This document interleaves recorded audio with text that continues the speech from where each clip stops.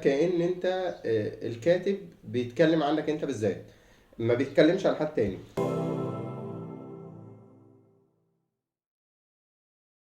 ازيكم عاملين ايه؟ النهارده هنتكلم عن حاجة مهمة جدا، ألا وهي القراءة.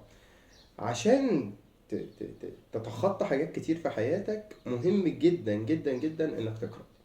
ومن افضل الكتب اللي جايبها لك تسهل عليك الموضوع هي كتاب هيخرجك بره المألوف، وهيخليك تحب جدا انك تقرأه وتخلصه، وانك آم، هيحس بيك. يعني الكتاب كأن انت الكاتب بيتكلم عنك انت بالذات، ما بيتكلمش عن حد تاني.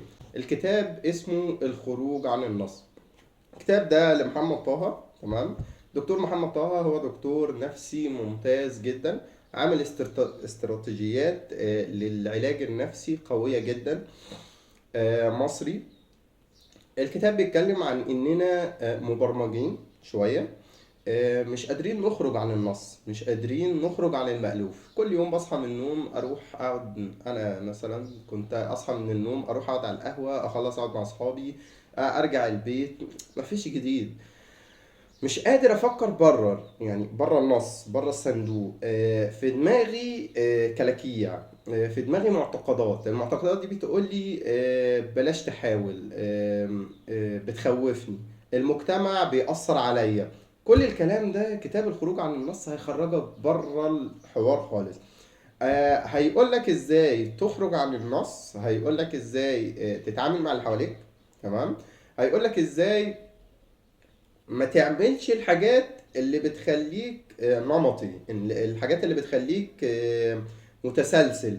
هيقول لك ازاي تتحرر من قيودك وتخرج عن النص فعلا، وتعرف تتكلم كويس مع الناس. هيعلمك حاجات كتير جدا، تمام. انصحك جدا انك تقراه. في كتب تاني لمحمد طه هنعمل عليها فيديوهات تاني، اقرا ده وابدا بيه. لو انت ما بتقراش، يا ريت ما تقراش غير فصل واحد بس. يعني يا ريت لما تمسك الكتاب وتحاول تقرا، ما تقراش غير فصل واحد بس. ليه؟ لان انت الكتاب هيعجبك، فهتخش هتقلب فيه كتير جدا، فهتبدا تقرا تقرا تقرا تقرا. هتلاقي نفسك مثلا يعني خلصت الفصل الاول والتاني والتالت. استيعابك للفصل الاول والتاني والتالت بالنسبه لان انت مش قارئ مش هيفيدك. زي ما قلنا في الفيديو اللي فات، المعلومه مش كفيله انها تغيرك. التزامك بالمعلومه والتزامك بانك تقرا بس تفهم وتحط خطوط، وانك لما تقرا تحط خط ومعاك ورقه تطلع الكلام اللي انت فهمته في ورقه خارجيه. ده هيفيدك اكتر. ليه؟ هتخرج عن النص فعلا، هتخرج عن المألوف.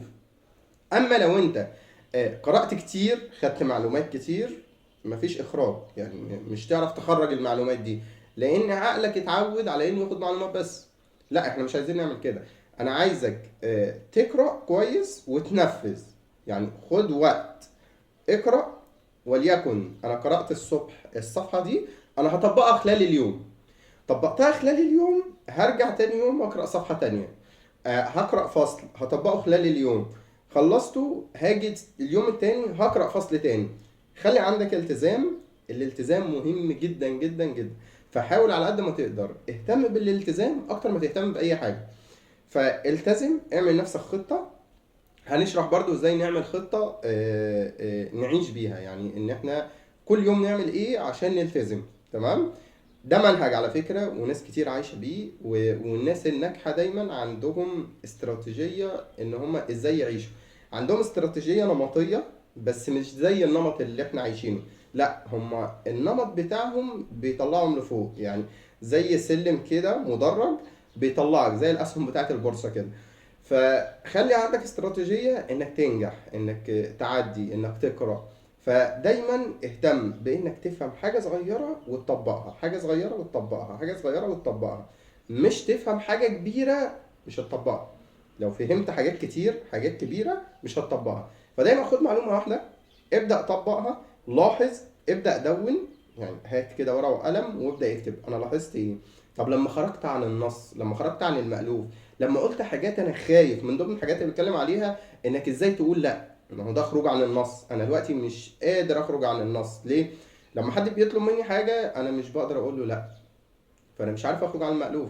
فهو بيعلمك ازاي تقول لا. ما هو ده خروج عن النص، ده خروج عن المألوف، ده خروج عن حياتك.